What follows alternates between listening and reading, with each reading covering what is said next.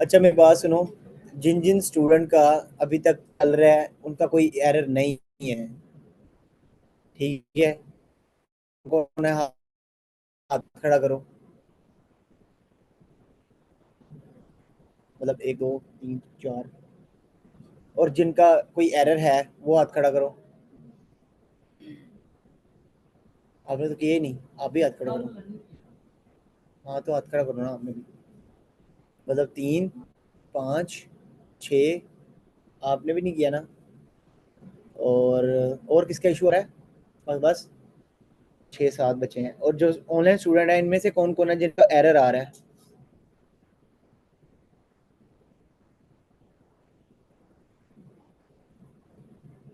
Sir error नहीं आ रहा, सारा कुछ स्मूथ चल रहा है, पर बस वो जो आपको बताया ना कि दोबारा से सारा काम जो है वो करना पड़ता है।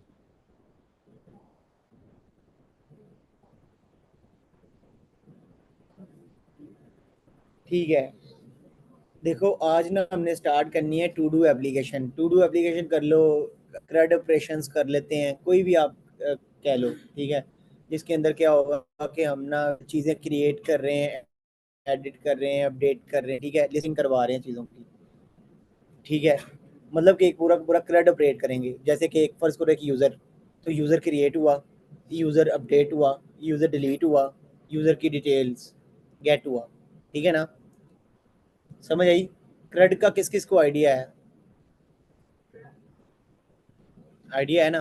Crate means creation, update, delete और गेट डिटेल्स, ठीक है ना। दो तीन चीज़ें हैं, चार चीज़ें होती हैं, तो क्या होता है ये क्रेड बनता है। क्रेड के अंदर क्या क्या आ जाता है जी? चीज़ें गेट होती हैं, चीज़ें क्रिएट होती हैं, चीज़ें अपडेट होती हैं और चीज़ें डिलीट होती हैं, ठीक है। इसको कहते हैं क्रेड। एक यूनिवर्सल कोई भी आप चीज़ देख लो, पूरी की पूरी वर्ल्ड वाइड कोई भी चीज़ ऐसी है उसके अंदर क्रेड लाजमी है। कोई भी प्लेटफॉर्म देख लो, क्रेड लाजमी है, ठीक है। जैसे कि स्टूडेंट्स हैं, स्टूडेंट अपनी बुक्स क्रिएट करते हैं या अपनी क्लास क्रिएट करते हैं या अपनी असाइनमेंट्स क्रिएट करते हैं, तो वो क्या करेगा? फर्ज करो स्टूडेंट असाइनमेंट्स क्रिएट कर रहे हैं, तो असाइनमेंट्स क्या होंगी? क्रिएट होंगी। स्टूडेंट असाइनमेंट को अपडेट भी कर सकता है, स्टूडेंट असाइनमेंट को डिलीट भी कर सकता है और गेट भी कर सकता है। ऐसे ही है ना। ऐसे ही अगर मेरे पास कोई इंसेक्ट्स की क्लास है तो मैं इंसेक्ट क्रिएट कर रहा हूँ, तो मेरे पास इंसेक्ट क्रिएट होगा, अपडेट होगा, डिलीट होगा और एडिट होगा, ठीक है। सेम अगर मेरे पास बाइक्स की क्लास है, मेरे पास स्टूडेंट की क्लास है, मेरे पास जो है यूज़र की क्लास है, कस्टमर, वेंडर्स, एजेंट, और उसके बाद आइटम्स, कुछ भी, एनीथिंग, तो वो उसके अंदर सारी चीज़ें यही हैं, क्रिएट, अपडेट, डिलीट और गेट। समझ आई? इसका मतलब क्या हुआ कि आप एक क्रेड सीख लो तो आप कुछ भी क्रिएट कर सकते हो, चाहे वो 3-4 फील्ड वाला क्रेड हो, चाहे वो 50 फील्ड वाला क्रेड हो, आप उसको क्रिएट कर सकते हो अगर आपने एक ही दफ़ा क्रिएट सीख लिया तो, समझ लिया तो। ऐसे ही है ना। अब जिन बच्चों का कोई इशू आ रहा है, कोई एरर आ रहा है या कुछ भी है, उन सबको फाइन होगा। मैं बताया था लास्ट टाइम ना आपको। जिनकी चीज़ें पूरी नहीं है, कोई भी एरर है, किसी भी किस्म का एरर है, कोई भी एरर है, उसको फाइन होगा।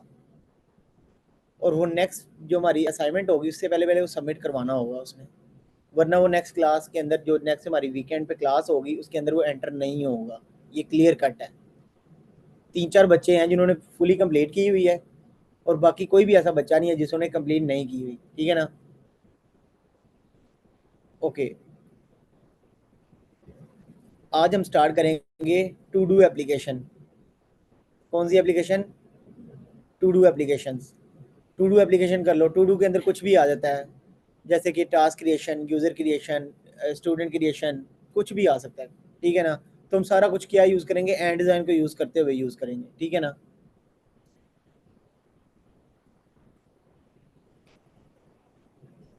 मैं ना आपको एंड डिज़ाइन की एक चीज़ दिखाता हूँ, मैं आपको क्यों एंड डिज़ाइन दिखा रहा हूँ।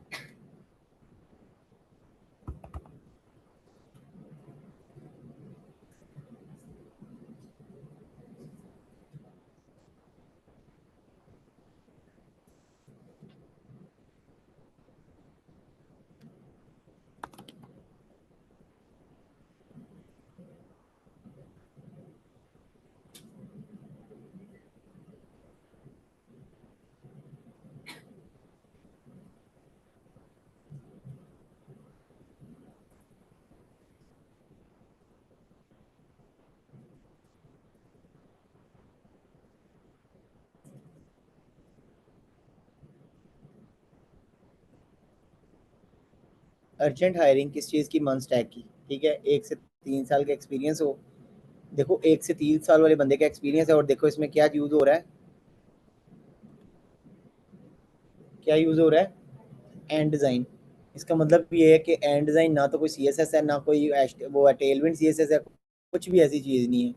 ये हमारे पास पूरी की पूरी एक वेबसाइट क्रिएशन के लिए, इसको कह लो कि सी एम एस है, ये कंट्रोल मैनेजमेंट सिस्टम है ये। इससे आप सारी चीज़ें ई आर पी सिस्टम बना सकते हो, इसमें आप जो है वो सी एम एस बना सकते हो, ठीक है। बहुत ज़्यादा चीज़ें होती हैं, ठीक है ना। C M L M S बना सकते हो, लर्निंग मैनेजमेंट सिस्टम्स। बड़ी बड़ी चीज़ें बना सकते हो, मतलब छोटी छोटी चीज़ें नहीं, बड़ी बड़ी चीज़ें। बड़े बड़े हॉस्पिटल्स क्रिएट कर सकते हो, बड़े बड़े स्टेशन क्रिएट कर सकते हो, बड़े बड़े जो है वो ग्रुप्स क्रिएट कर सकते हो। मीन्स के अगर सिंपल कहूँ ना, तो इसमें सारी चीज़ें क्रिएट कर सकते हो आप, ठीक है। तो इस तरह की बड़ी ज़्यादा हमारे पास जो है ना वो जॉब्स हैं, शायद इसके भी अंदर लिखा हो।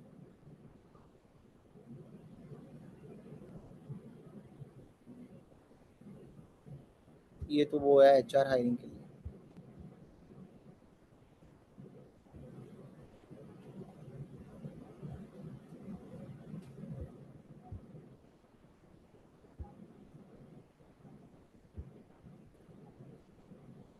हर पोस्ट के अंदर उनका देखो।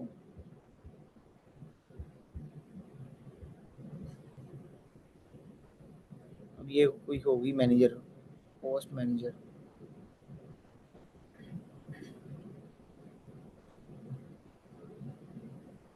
देख रहे हो ना। एंड डिज़ाइन अभी एक कंपनी का मैंने दिखाया है रिसेंटली, जॉब्स के अंदर वो एंड डिज़ाइन यूज़ कर रहे होते हैं। और मेरे ख्याल से मैंने ना कोई तकरीबन 3 साल से ना टेलविंड यूज़ किया है। टेलविंड एक प्रोजेक्ट या 2 प्रोजेक्ट आए थे उसमें यूज़ किया था। ना मैंने वो यूज़ किया है C simple C S S use किया, ना मैंने बूटस्ट्रैप यूज़ किया, ना मैंने मटीरियल यू आई यूज़ किया। जितने भी प्रोजेक्ट्स मेरे पास आए हैं, जितनी भी चीज़ें क्रिएट की हैं, जितना भी काम किया, सारा का सारा किस में किया है? एंड डिज़ाइन के अंदर। ये इतना ज़्यादा यूज़र फ्रेंडली है, और ये इतना ज़्यादा अपडेटेड है। इन्होंने अपनी बहुत ज़्यादा चीज़ें जो हैं वो रिजॉल्व करके रखी हुई हैं अपने पास, और बड़े ही परफेक्टली और सिक्योरिटी के साथ।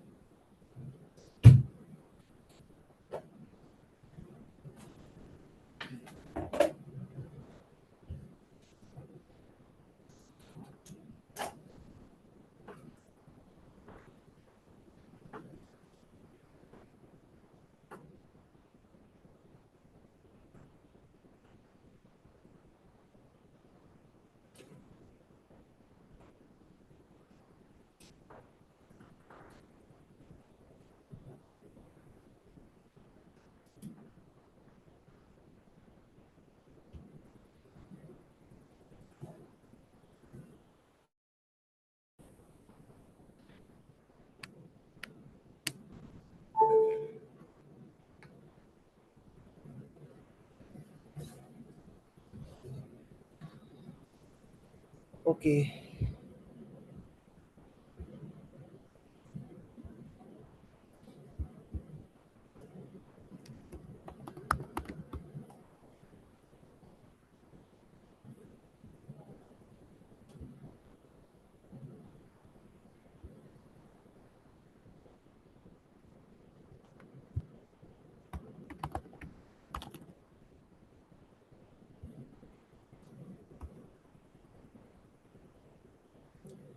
ये रही एप्लीकेशन जिसके अंदर साइन अप है, ज्वाइन नाउ का बटन है, जो कि हमारा ऑलरेडी परफेक्टली चल रहा है, student name age and everything.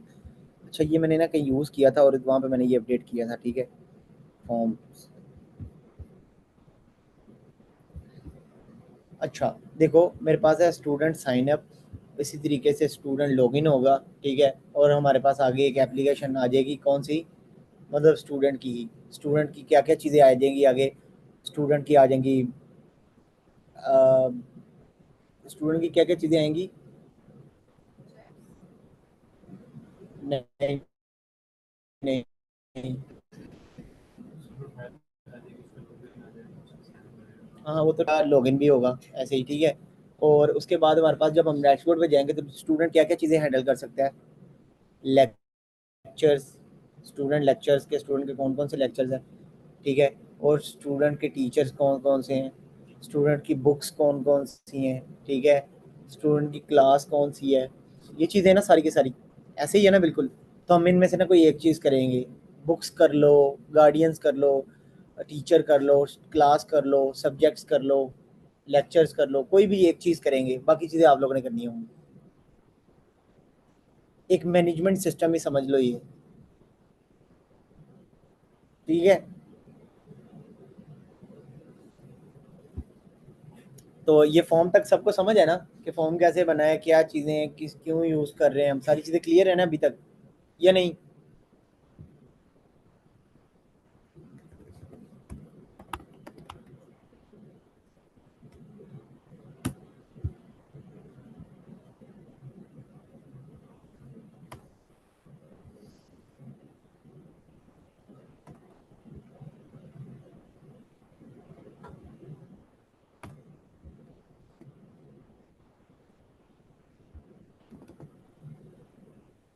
Okay, तो मैं फेक फिलर से डाटा ऐड करता हूँ, सेक्शन ए।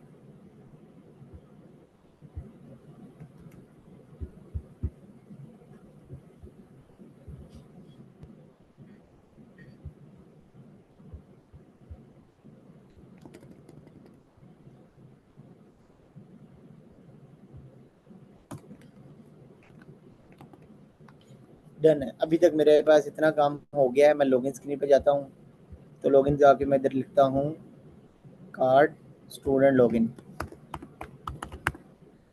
स्टूडेंट लॉगिन, ठीक है। डन है। अब ये वैल्यूज़ हैं, अब मैं वैल्यूज़ को किस में कन्वर्ट करूँगा, स्ट्रिंगीफाई में और लोकल स्टोरेज में सेव करवा दूंगा। Local storage dot set item,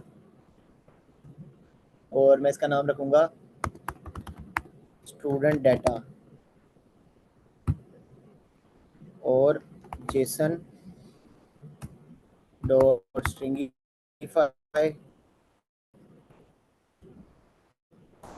की वैल्यूज रखवा दूंगा, ठीक है। और उसके बाद मैं नेविगेट कर जाऊँगा किसके ऊपर, नेविगेट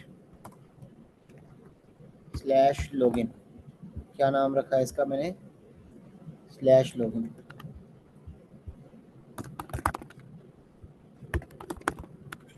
क्लास नेम क्या होगा,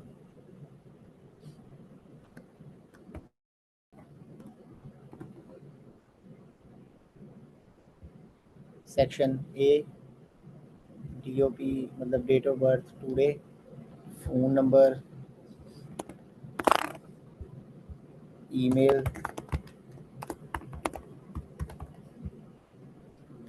पासवर्ड,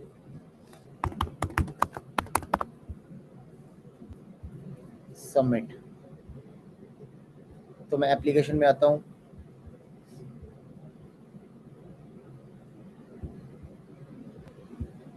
तो मेरे पास स्टूडेंट डाटा ये पड़ा है, ये डाटा आ गया मेरे पास सारा, जिसके अंदर age, class name, email, password, phone number, age, selection, section और स्टूडेंट नेम, सारी चीज़ें आ गई। अब मैं अपने लॉगिन पे चलता हूँ, तो ये लॉगिन है मेरे पास। तो इसके अंदर मैं डाटा दे दूँगा, कौन सा, साइन अप डाटा,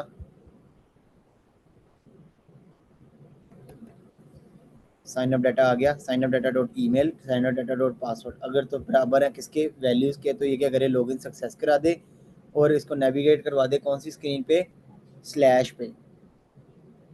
ठीक है ना, डन है।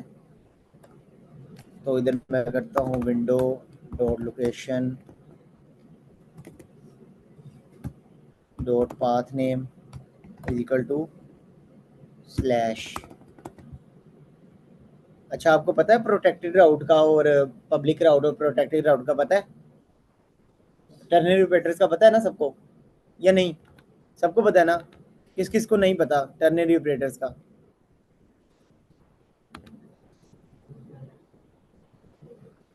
नहीं पता? देखो, नहीं अगर पता तो कोई बात नहीं। इफ एल्स का पता है सबको?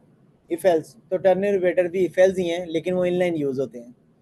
ठीक है, तो अभी क्या होगा, हम इफ एल्स की बेस पे हमने ना जो लॉगिन और जो होंगी ना ऐसी स्क्रीन्स जो कि यूज़र को विदाउट लॉगिन भी शो हो, और ऐसी स्क्रीन जो यूज़र को लॉगिन होने के बाद शो हो, तो ये सेट करेंगे अभी हम। ठीक है, तो अभी मैं क्या करूँगा, इधर मैं अपना यूज़र गेट कर लूँगा, साइन अप डाटा, जिसके अंदर मेरे पास स्टूडेंट का सारा डाटा आ रहा होगा। अब मैं इधर ना राउट्स क्रिएट करूँगा। तो राउट्स कैसे हैं, सबसे पहले करूँगा, अगर तो स्टूडेंट डाटा डॉट ईमेल है, ठीक है, या फिर एक और चीज़ करते हैं,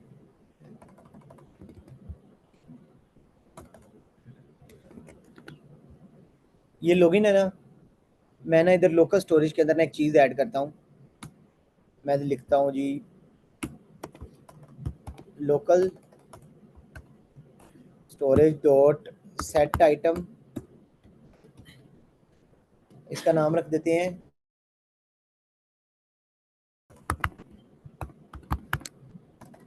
स्टूडेंट टोकन। ठीक है, मैं स्टूडेंट,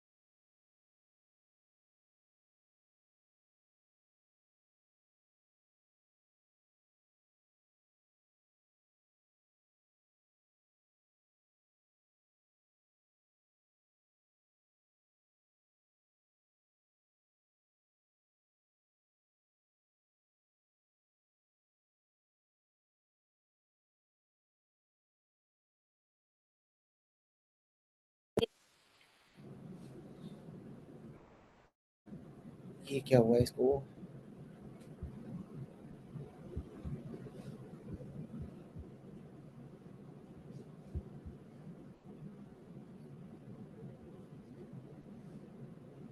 अच्छा, की का पता है ना सबको? की क्या होती है? कोई भी डोर है उसको ओपन करने के लिए हमें की जो है वो लगानी पड़ती है और डोर ओपन करना पड़ता है। ऐसे ही है ना? कैसे करना पड़ता है? हर दफ़ा डोर जो हमारे पास लॉक है उसको ही नया लगाना पड़ता है? ऐसे तो नहीं ना होता। हर दफ़ा की ही लगती है ना, सेम की जाके लगती है और वो डोर ओपन हो जाता है। ऐसे ही है ना? जब हम लॉगिन करते हैं ना, तो लॉगिन करते हुए ना हमारे पास एक टोकन जनरेट होता है जिसकी बेस पे हम आगे खेलते हैं। टोकन क्या बताता है कि ये यूज़र जो है वो वैलिड है। ठीक है, टोकन क्या बताता है? ये यूज़र वैलिड है। ठीक है, तो मैंने क्या किया, local studio set item student token किया और उसके आगे एक रैंडमली स्ट्रिंग ऐड कर दी। तो यूज़र स्टूडेंट को एक टोकन असाइन हो गया आफ्टर लॉगिन। आफ्टर लॉगिन इसको क्या हो गया, एक लॉगिन असाइन हो गया। अब देखो, जैसे ही मैंने टोकन सेव किया अपने प्रोजेक्ट के अंदर, मेरे प्रोजेक्ट को पता चल गया, मेरे पास एक आया स्टूडेंट का टोकन। अब मैं प्रोजेक्ट क्या करेगा, प्रोजेक्ट करेगा कि भाईजान अब मुझे ना लॉगिन और साइनअप की स्क्रीन नहीं दिखानी, मुझे अब लॉगिन और साइनअप की स्क्रीन दोबारा नहीं दिखानी। अगर वो जाता भी है ना लॉगिन साइनअप की स्क्रीन पे, तो उसको नहीं जाने देना। उसको कहना है कि भाईजान आप लॉगिन हो, आप होम स्क्रीन पे ही रहो। समझ आई? अगर मैं क्या करता, मैं इधर टोकन जनरेट ना करवाता और मैं इधर कर देता वैसे ही जैसे मेरे पास साइन अप करते हो मैं डाटा स्टोर करवाता हूँ वैसे ही करवा देता, तो मुझे बताओ जब मैं लॉगिन करता तो मेरे पास वो डाटा स्टोर हो जाता, ठीक है, और जब मैं लॉग आउट करता तो मुझे वो सारा डाटा रिमूव करना पड़ता। मेरे पास साइन अप गया, मुझे दोबारा साइन अप करना पड़ता ना डाटा स्टोर करने के लिए। इसके लिए मैं टोकन रख रहा हूँ ताकि हमारे पास साइन अप पड़ा रहे और उसकी बेस पे हमारे पास क्या आ जाए, एक टोकन आ जाए। क्लियर है? ओके, ठीक है, तो मेरे पास एक टोकन बन गया, स्टूडेंट टोकन आ गया मेरे पास। और इसकी बेस पे आगे मैं क्या करूँगा, चीज़ें अपडेट करूँगा।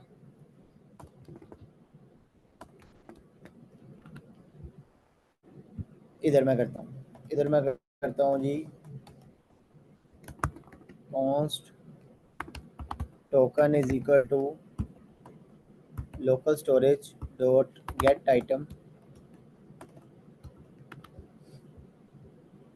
क्या गेट करना है हमने, स्टूडेंट टोकन। तो ये स्टूडेंट टोकन। अब मैं इधर आता हूँ तो मैं इधर करता हूँ जी, अगर तुम्हारे पास टोकन है तो क्या करो, ये दिखाओ, अदरवाइज ये दिखाओ। समझ आई टर्नरी ऑपरेटर की? मैंने कहा अगर टोकन है तो ये राउट शो करा दो, अदरवाइज मुझे ये एम्प्टी स्ट्रिंग शो करा दो। तो अभी टोकन नहीं है तो देखना एप्लीकेशन क्या करती, एम्प्टी क्लीन, क्योंकि कोई राउट ही नहीं है। देखना वो कहेगा कि नोट राउट फाउंड।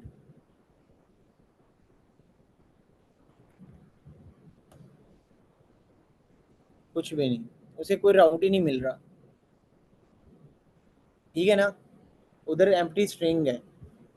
तो अगर मैं एम्प्टी स्ट्रिंग की जगह मैं कर देता हूँ कुछ भी ऐड, तो ये इधर वो शो करा देगा।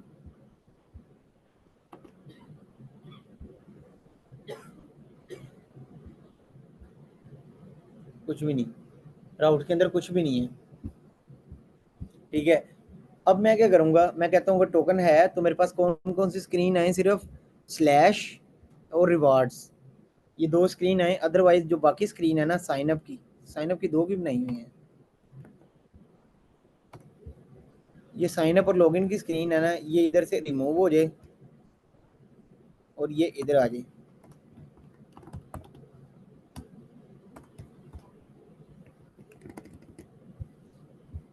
अब चलते हैं, अब देखो आ गई मेरे पास स्क्रीन। मेरे पास टोकन नहीं है, ऊपर मेरे पास पाथ कौन सा था, लॉगिन, तो लॉगिन की स्क्रीन। अब मैं ना स्लैश पे जाने की कोशिश करता हूँ, तो मैं स्लैश पे गया तो वो कह रहा है कि no route match login dot location slash, ठीक है। अगर मैं कोशिश करता हूँ रिवॉर्ड्स पे जाने की, तो सेम वो मुझे कहेगा no routes match location rewards. अगर मैं करता हूँ साइन अप,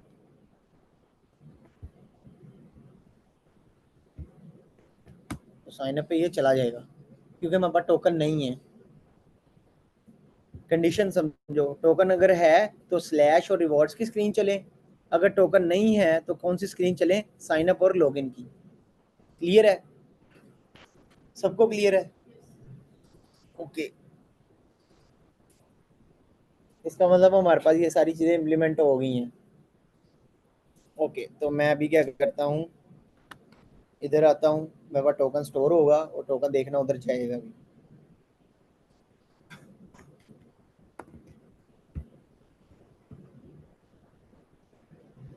बल्कि मैंने लॉगिन किया तो हुआ है, साइन अप सॉरी।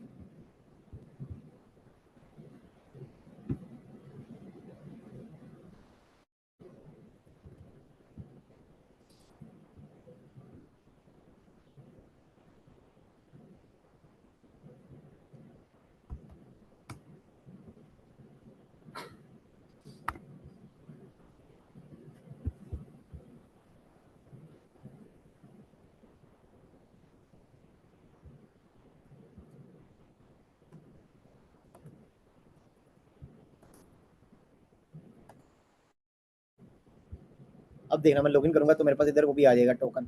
ये देखो स्टूडेंट टोकन आ गया, जैसे ही अब स्टूडेंट टोकन आया मेरे पास ये स्लैश पे आ गया, तो देखो अब मैं वापस जाने की कोशिश करूंगा लॉगिन पे, तो ये मुझे नहीं लेके जाएगा, ये कहेगा कि भाईजान नो राउट फाउंड मैच स्लैश लॉगिन, क्योंकि हमारे पास भी टोकन पड़ा हुआ है, ये देखो ये पड़ा टोकन। अब मैंने अगर लॉग आउट करना है तो मैं ये सिर्फ ये टोकन रिमूव करूंगा तो लॉग आउट हो जाएगा, ना कि मैं पूरा यूजर डिलीट करूँ। समझ आई फ्लो की, समझ आई मैं क्या करना चाह रहा हूँ? डन है। अब मेरे पास स्टूडेंट जो है वो लॉगिन हो गया है। मैं चाहता हूँ कि ये जो मैंने इधर बनाया हुआ है ना, इसको मैं रिप्लेस कर दूँ अपने अपनी चीज़ों के साथ। तो मैं अपने चलता हूँ होम स्क्रीन पे। तो होम स्क्रीन के अंदर सबसे पहले मेरे पास हेडर होगा। हेडर के अंदर कौन कौन सी चीज़ें होंगी, जैसे कि बुक्स, ठीक है, उसके बाद और क्या होगा, बुक्स, लेक्चर्स, टीचर्स, और बुक्स वही हो जाएंगी ना, और टेस्ट, और उसके बाद एग्जाम्स। हाँ एग्जाम्स के अंदर आ जाएगा रिजल्ट। मतलब कितनी होगी ये चीज़ें, ये एक बड़ा प्रोजेक्ट बन रहा है ऐसे, मतलब जिसके अंदर क्या क्या क्रिएट होगा, टीचर, उसका गार्डियन, उसके बाद उसका जो है वो स्टूडेंट के टेस्ट, एग्जाम्स, बुक्स, लेक्चर्स, ठीक है ना। तो मैं इनमें से एक चीज़ करूँगा बस, वो आप लोगों ने मुझे बताना है, कोई भी मुझे बता देना, मैं वो क्रिएट कर दूंगा। बाकी सब चीज़ें आप लोगों ने खुद ही क्रिएट करनी होंगी प्रैक्टिस के तौर पे, ठीक है। तो अभी के लिए मुझे बताओ, हम इसके आगे क्रिएट करें, कंटिन्यू करें अभी? चलो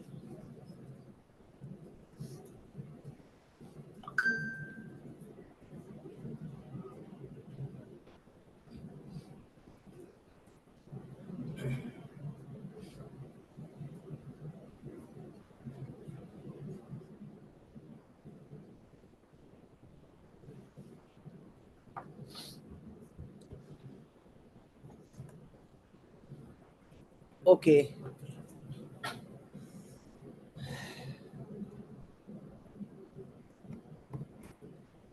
डन है। तो देखो मेरे पास क्या है, मेन्यू आपने क्रिएट किया हुआ है, ये चीज़ें क्रिएट की हुई हैं। तो अभी मुझे इन चीज़ों की ज़रूरत तो है नहीं है, तो मैं क्या करूँगा, मैं एक हेडर क्रिएट करता हूँ।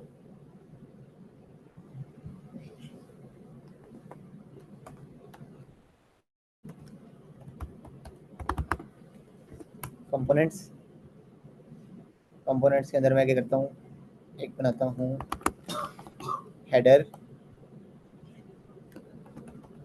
फुटर,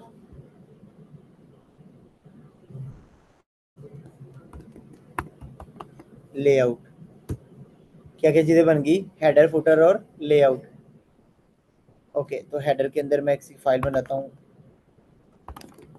हेडर डॉट JSX, और इसकी CSS फाइल हेडर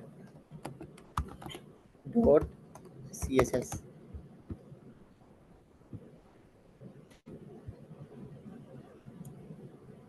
तो मुझे ये हेडर नहीं चाहिए, मैं अपना ही बनाता हूँ।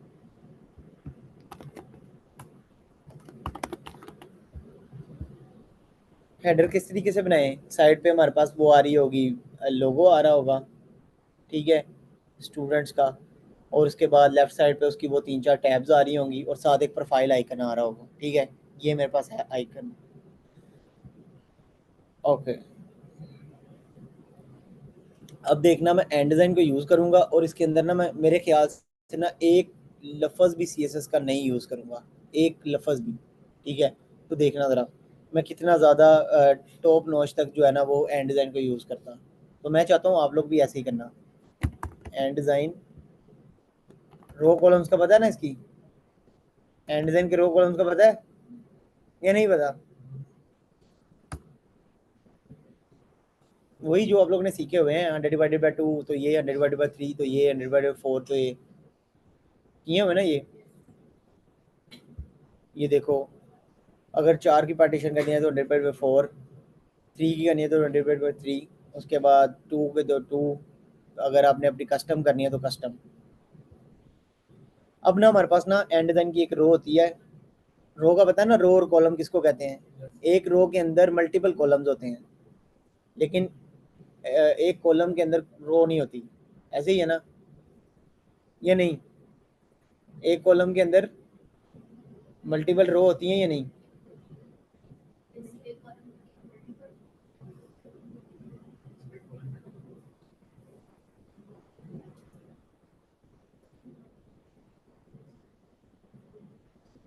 देखा जाए ना तो हमारे पास एक रो है, उसके अंदर मल्टीपल कॉलम ही होते हैं, ठीक है ना, और कॉलम के अंदर डाटा होता है, लेकिन रो एक ही होती है।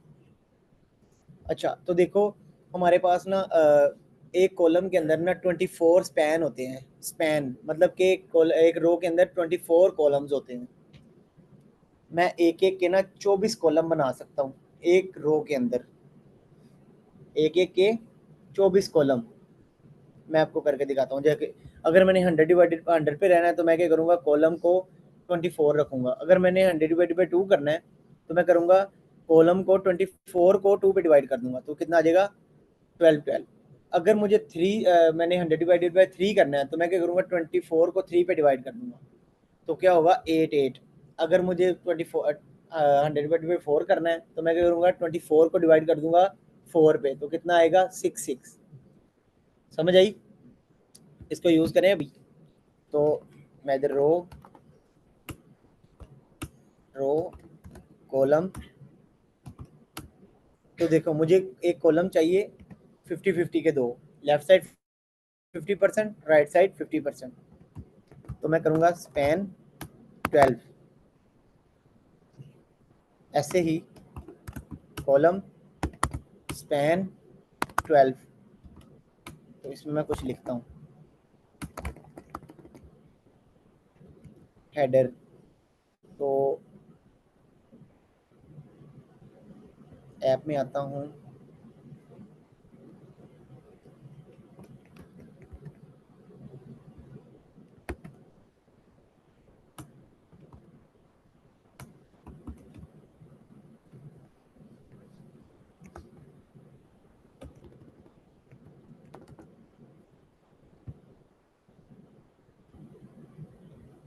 ये देखो 24 12 12 किया तो 50-50% पे ये आ गया। ठीक है, समझ आई इस चीज़ की है नहीं? मेरे पास लेफ्ट साइड राइट साइड बन गई है, मैंने इसमें एक भी लफ्ज़ CSS का ऐड नहीं किया। ठीक है ना? अब सिंपल इसके अंदर मुझे एक इमेज चाहिए, तो मैं क्या करूँगा, इमेज टैग। ओके, और इमेज टैग मैं इधर से ले लेता हूँ, ये मेरे पास इमेज पड़ी है, यही यूज़ करता हूँ मैं करूँगा ./white.svg। तो देखो मेरे पास इमेज आ गई। ठीक है, और लेफ्ट साइड पे मुझे क्या चाहिए, बटन्स। तो मैं इधर करूँगा बटन्स। कौन कौन से चाहिए? सबसे पहले क्या होगा बटन, सब्जेक्ट, सब्जेक्ट्स, और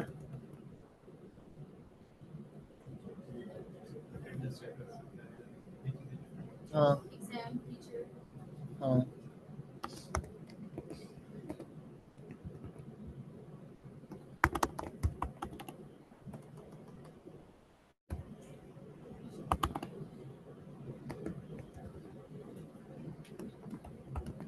बल्कि सब्जेक्ट वही है। और नहीं, वो प्रोफाइल में आएंगे ही रेट।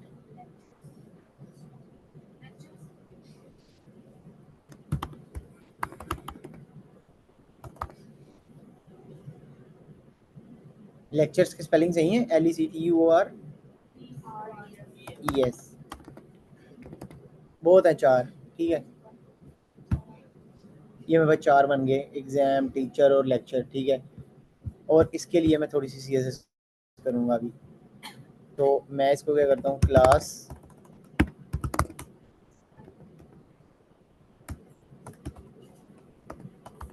div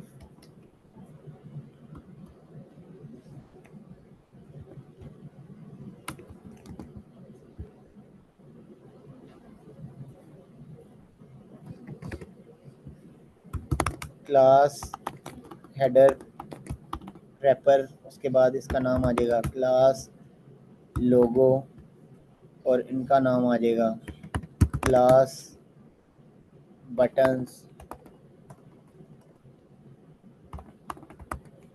ठीक है,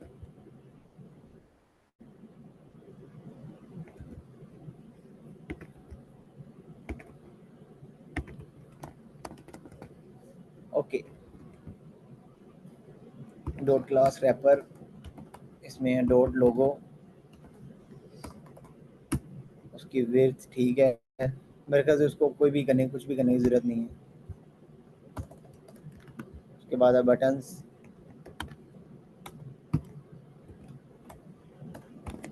बैकग्राउंड कलर ट्रांसपेरेंट, यहाँ रखें कोई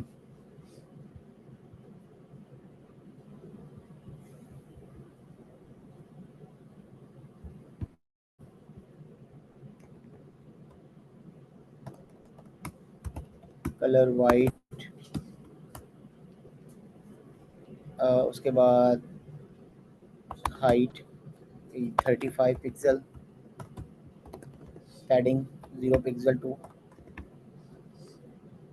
20 पिक्सल, बॉर्डर रेडियस 10 पिक्सल,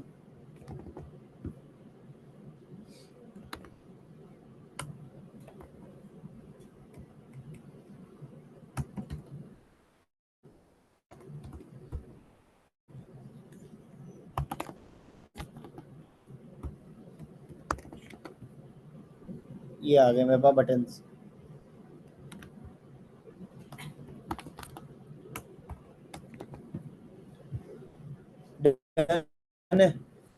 अब ना मेरे पास ना एक और चीज़ है जिसको मैं यूज़ करूँगा, एंड डिज़ाइन का फ्लेक्स। देखो फर्ज करो मैंने जस्टिफाई सिलेक्ट जस्टिफाई करना है, तो मैं कहता हूँ सेंटर करूँगा, तो justify centre, flex end to end, space between, space around, space evenly.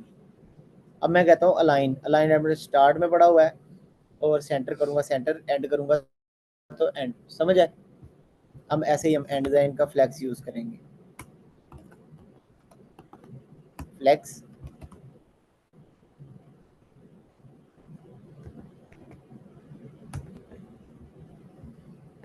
मैं इसमें करूँगा जस्टिफाई कंटेंट सेंटर, और क्या था, अलाइन आइटम सेंटर, और इसमें गैप कितना दे दें, 10।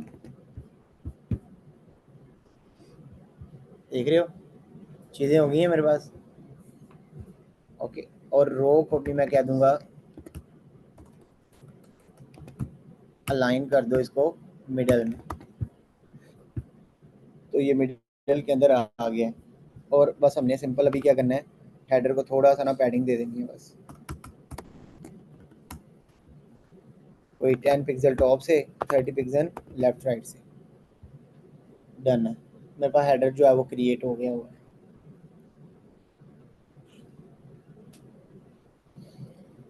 यहाँ फिर हम एक और काम कर सकते हैं, मैं कहता हूँ फ्लेक्स सेंटर है, इसको कर दो एंड, ये ठीक है।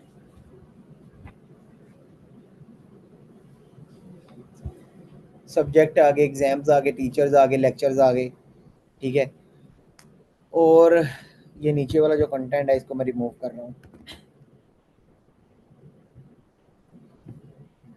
सबसे पहले मुझे बताओ, एग्जाम्स, टीचर्स और लेक्चर्स में से मैं क्रिएट क्या करूँ आपके लिए, सब्जेक्ट्स कोई एक बताओ ना, लेक्चर्स। अब लेक्चर्स देखो, एक चीज़ ज़रा सोचो, लेक्चर्स के अंदर क्या क्या चीज़ें आती हैं, स्टूडेंट, टीचर, सब्जेक्ट और लेक्चर, मतलब लेक्चर खुद ही होगा, नहीं वो ठीक है, लेक्चर, लेक्चर के अंदर वही होगा ना। लेक्चर असल में है ही क्या है, लेक्चर यही है ना कि भाईजान लेक्चर किस चीज़ का है, इंग्लिश का, ठीक है। और इसका टाइम आगे डिफाइन होगा, ऐसे ही है ना। अब देखो लेक्चर जब हम क्रिएट करेंगे ना, उसमें क्या क्या चीज़ें होंगी लेक्चर के अंदर, सब्जेक्ट किस चीज़ का लेक्चर है, टाइम कब लेक्चर, टीचर कौन सा है, ठीक है, और क्लास को, मतलब क्लास तो रहने दो, क्लास तो है भी नहीं, कौन कौन सी टीचर, सब्जेक्ट और टाइम, तीन चीज़ें होंगी ना। तो इसका मतलब है कि हमें टीचर भी क्रिएट करना पड़ेगा, सब्जेक्ट भी क्रिएट करना पड़ेगा, फिर लेक्चर की बारी आएगी। ऐसे ही है ना। तो अगर देखा जाए तो फर्स्ट स्टेप क्या बनता है, सब्जेक्ट। सबसे पहले सब्जेक्ट बनेगा, सब्जेक्ट क्रिएट होंगे, उसकी बेस पे आगे फिर टीचर क्रिएट होंगे, कि टीचर का देखो, टीचर है किस किस सब्जेक्ट का टीचर है। ऐसे ही है ना। एक मतलब कुछ टीचर होते हैं जो मल्टीपल चीज़ें भी पढ़ा देते हैं, जिसको कहते हैं फुल स्टैक, ठीक है ना, फुल स्टैक ही होगा ना। अच्छा, एग्जाम उसके बाद टीचर्स। तो टीचर्स क्या हैं हमारे पास, एक टीचर होगा, टीचर के मल्टीपल सब्जेक्ट होंगे, जैसे कि इंग्लिश, मैथ और जो भी सब्जेक्ट, वो सब्जेक्ट किधर से आ रहे होंगे, इस सब्जेक्ट वाले टैग से, ठीक है। ओके, तो मैं कहता हूँ ये कल ना क्रिएट करें, अभी यूआई क्रिएट कर लें, 5 मिनट में यूआई क्रिएट हो जाना, एंड सलामुअलैकुम डिज़ाइन को यूज़ करते हैं। वालेकुम सलाम जी। सर, ओवर इफेक्ट भी ऐड कीजिएगा बटन में। ओवर इफेक्ट जी यार, ये लो यार,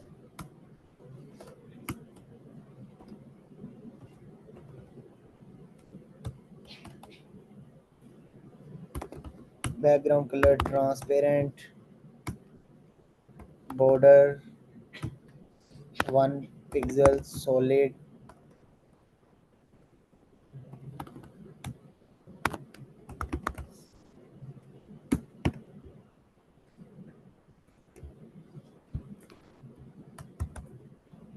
कलर ट्रांजिशन, एस्केप 0.3 सेकेंड।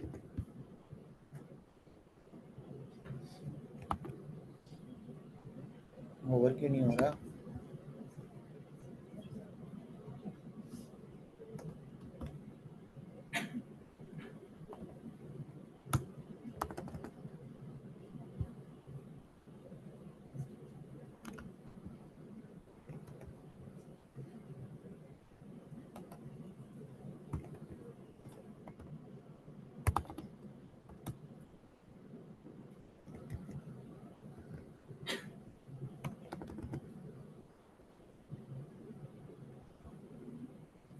ये ओवर क्यों नहीं हो रहा, हाँ, कोई बता सकता है।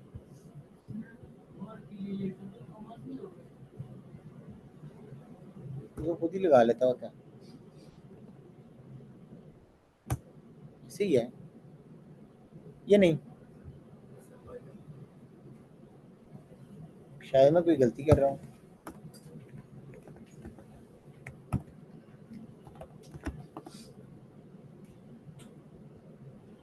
उसने कुछ भी नहीं किया।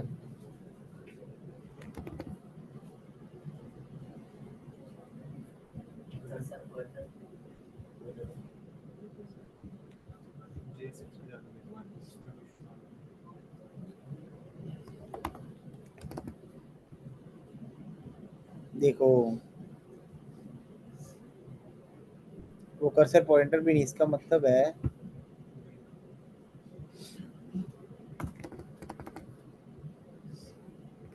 पॉसिबल नहीं है वैसे।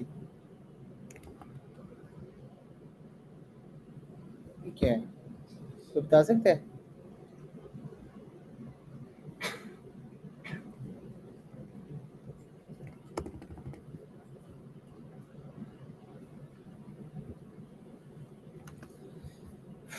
ये क्या है,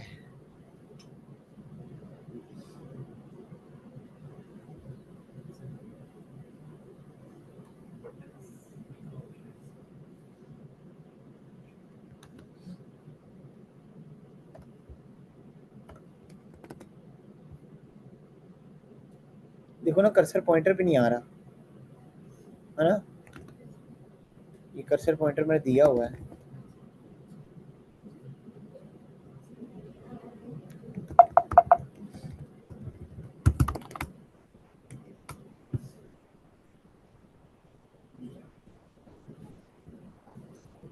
पता नहीं ये क्या बग, मुझे पता क्या लग रहा है, 100% पता क्या लग रहा है, कहीं ना कहीं स्टाइल हुआ है और ये इसके ऊपर अप्लाई नहीं कर रहा।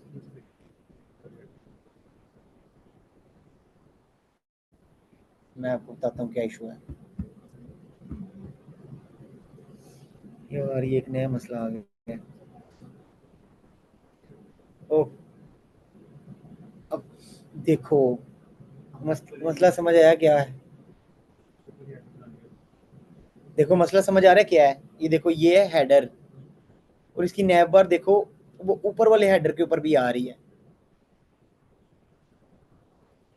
इसका मतलब पता है क्या है? इसका मतलब है कि ये लेयर ऐड हुई है जिसकी वजह से होवर नहीं करने दे रहा वो। समझ आई? ये नैव बार की एक लेयर है जो कि ऊपर ऐड हुई है। अभी मैं इसको खत्म करता हूँ।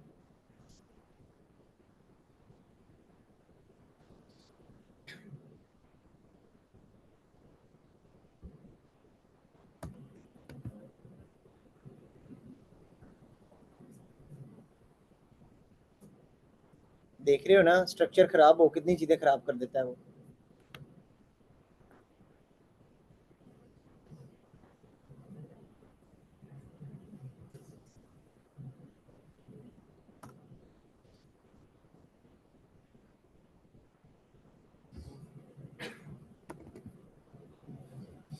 अच्छा जी, ये आ गया मेरे पास होवर इफेक्ट वगैरह, डन है। मेरे पास टाइम नहीं है, इसको कल ही करेंगे, अभी रहने दो,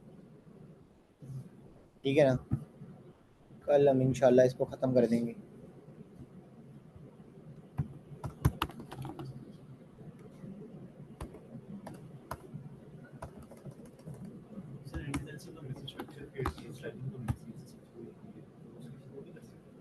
नहीं, एंड डिज़ाइन आपको सीएसएस प्रोवाइड नहीं करता, मतलब जैसे बूटस्ट्रैप करता है ना कि पीटी और ये टॉप बॉटम है ना, इस तरीके से नहीं प्रोवाइड करेगा।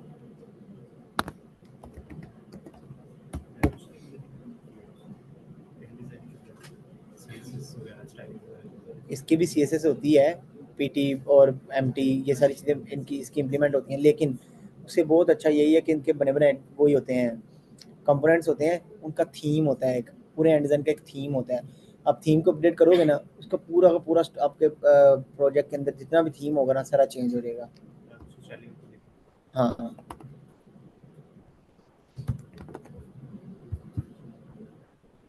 ठीक है।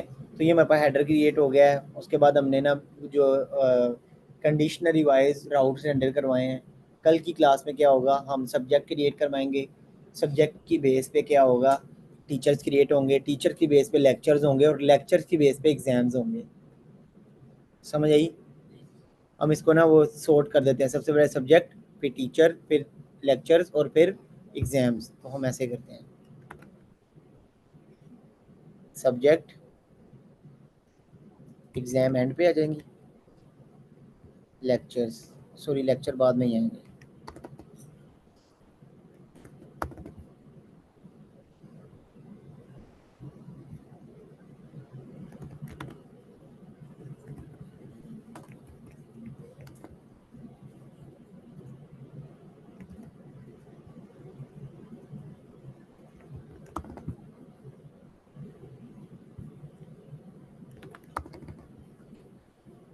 ठीक है भाई,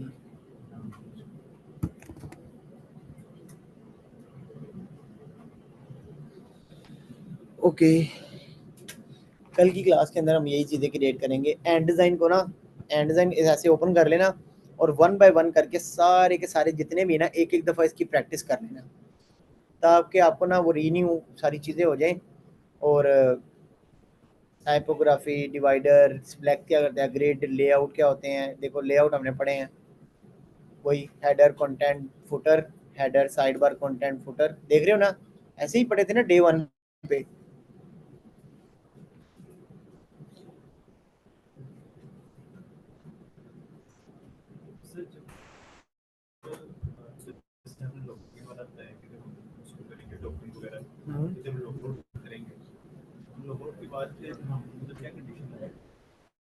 लॉग आउट के बाद आपने कोई कंडीशन नहीं लगानी, जैसे लॉग आउट करना है, टोकन रिमूव करना है, वो जो है ना एप्लीकेशन खुद ब खुद ही राउट चेंज कर देगी।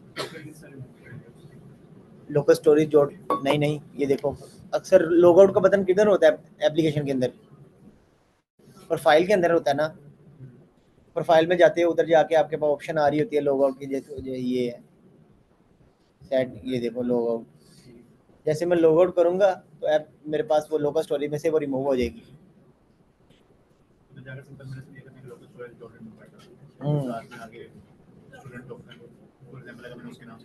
हाँ